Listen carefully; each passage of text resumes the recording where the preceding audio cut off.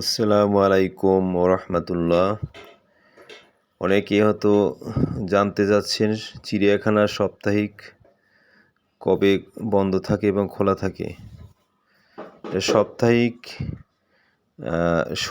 রবিবারে বন্ধ থাকে। আর যদি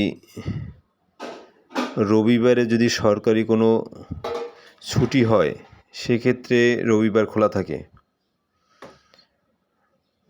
মূলত কোনো সরকারি ছুটির দিন পড়লে সেদিন খোলা থাকে, আর নর্মালি রবিবারে বন্ধ থাকে। আর বিশেষ একটা নিয়ম চালু করছেন বর্তমানে, 2 বছরের উপরে বাচ্চাদেরকে সমপরিমাণ টিকিট বুকিং করতে হবে। 2026 সালের বর্তমান টিকিট মূল্য 50 টাকা নির্ধারণ করা হয়েছে। অনেকে হয়তো বাসা থেকে বের হন, বাচ্চাদেরকে 3-4 জন বাচ্চা থাকে সাথে, জানেন হয়তো বাচ্চাদের লাগবে না টিকিট, কিন্তু বর্তমান নিয়ম 2 বছরের উপরে যত বাচ্চা তাদের টিকিট লাগবে 50 টাকাই।